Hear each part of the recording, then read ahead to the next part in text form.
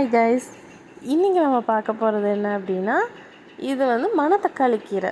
இந்த மணத்தக்காளி கீரையை வந்து கூட்டாக செஞ்சு நம்ம சாப்பிட்ருப்போம். இது வந்து வயிற்று புண்ணுக்கு ரொம்ப நல்லது. பட் இன்றைக்கி வந்து நான் இதை செய்ய போகிறது வந்து கூட்டாக கிடையாது. இதை வந்து ஒரு டிஃபனாக செய்ய போகிறேன். எப்படின்னா, இது வந்து எங்கள் வீட்டிலையே முளைச்சது மணத்தக்காளி கீரை. ஸோ இதை நான் வந்து ஏற்கனவே ஆஞ்சி கழுவி வச்சுருக்கேன். ஒரு பச்சை மிளகாவும் போட்டு நல்லா அரைச்சிக்கோங்க ஃபைன் பேஸ்ட்டாக. நல்லா இந்த கன்சிஸ்டன்சிக்கு அரைச்சிக்கோங்க. ரொம்ப தண்ணி விட்டு அரைக்காதீங்க, ஏன்னா தோசை மாவு ஆல்ரெடி தண்ணியாக இருக்கும். ஸோ இதை நம்ம என்ன பண்ண போகிறோம் அப்படின்னா, தோசை மாவு கூட மிக்ஸ் பண்ண போகிறோம். தோசை மாவு ஏற்கனவே இருந்த மாவோடு நான் வந்து இதை மிக்ஸ் பண்ணுறேன்.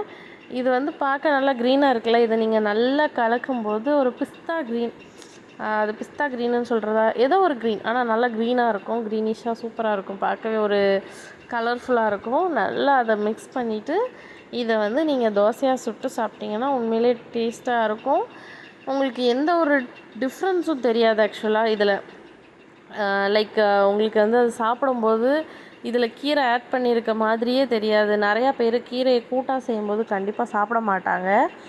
ஆனால் இந்த மாதிரி செஞ்சிங்கன்னா அவங்களால ஒதுக்கி வைக்க முடியாது. தோசையும் பார்க்க கலர்ஃபுல்லாக இருக்கும். சின்ன பசங்கள்லாம் கண்டிப்பாக இதை வந்து சாப்பிடுவாங்க. இதுக்கு நீங்கள் தேங்காய் சட்னி ஏதாவது வச்சு சாப்பிடும்போது ரொம்ப டேஸ்ட்டாக இருக்கும். நான் வந்து அதை ஊற்றி சுடும்போது பாருங்கள் நல்லா எவ்வளோ க்ரீனாக இருக்குது. இது பார்க்கவே ஒரு நல்ல அப்பிடைசிங்காக இருக்கும். குழந்தைங்களுக்கும் வந்து கண்டிப்பாக பிடிக்கும். கொஞ்சம் நல்லா வேக விட்டு முருகலாக வேக விடுங்க. நான் வந்து கொஞ்சம் டக்குன்னு எடுத்துட்டேன். என் கை சும்மா இல்லாமல் அது வெந்திருக்கான்னு பார்த்து கொஞ்சம் பிச்சுட்டேன் வேறு. ஸோ ரவுண்டு தோசை கொஞ்சம் அப்படி இப்படி போயிடுச்சு. ஆனால் இந்த தோசை வந்து உண்மையிலே நல்லா இருந்துச்சு சாப்பிட்றதுக்கு. நான் சாப்பிட்டு பார்த்தேன். டேஸ்ட் வைஸ் இது ரொம்ப நல்லா இருந்துச்சு. எங்கேயுமே கீரை ஆட் பண்ணியிருக்கீங்கன்னு தெரியவே இல்லை. ஸோ நீங்களும் இதே மாதிரி செஞ்சு சாப்பிட்டு பார்த்துட்டு சொல்லுங்கள், இது டேஸ்ட் நல்லா இருந்துச்சா இல்லையான்னு சொல்லி. நான் வந்து ரொம்ப முருகலாக வைக்காததுனால எனக்கு வந்து இது ரொம்ப பிக்கும்போது அப்படியே சாஃப்டாக வந்துச்சு. நீங்கள் இன்னும் கொஞ்சம் முருகலாக வச்சுட்டு தேங்காய் சட்னி வச்சு சாப்பிட்டாலும் டேஸ்ட்டாக இருக்கும். இதுவும் டேஸ்ட்டாக இருந்துச்சு, ரொம்ப சாஃப்டாகவும் இருந்துச்சு.